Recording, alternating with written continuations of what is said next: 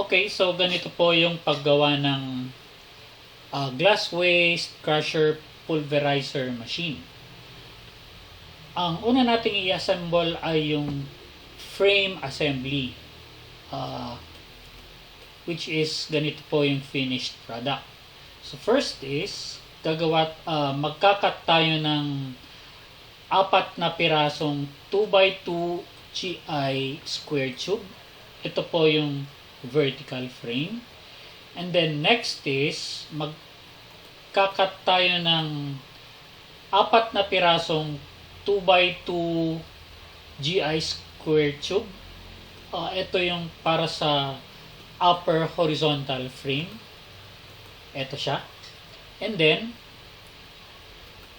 i-welding natin siya dito sa taas nung post, nung column, or nung vertical frame. Yan.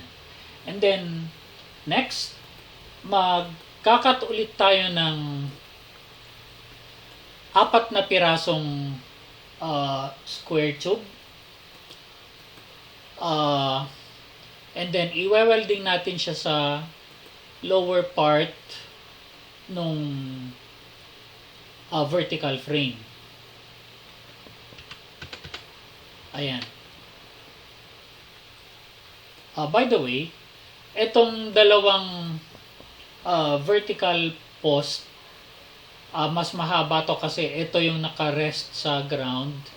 And then, itong dalawang vertical post naman, mas maliit or mas shorter ng konti kasi ito ay nakapatong sa axle ng gulong. And then next is gagawa tayo ng 2 pieces na square tube para sa motor support, which is this. And then i-welding natin siya dito sa lower horizontal frame. Yan. Dahil dyan sa motor support, dyan natin ipapatong yung makina. Next, magkakat tayo ng steel rod, 1-inch diameter steel rod. And then i-welding natin siya sa ilalim ng dalawang vertical frame. Ayan, i-welding natin siya. And then, yung dalawang rubber wheel, i-connect na natin siya sa axle.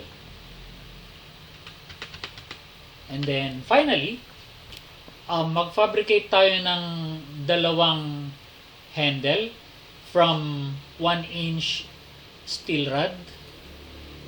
Tapos, i-welding natin siya dito sa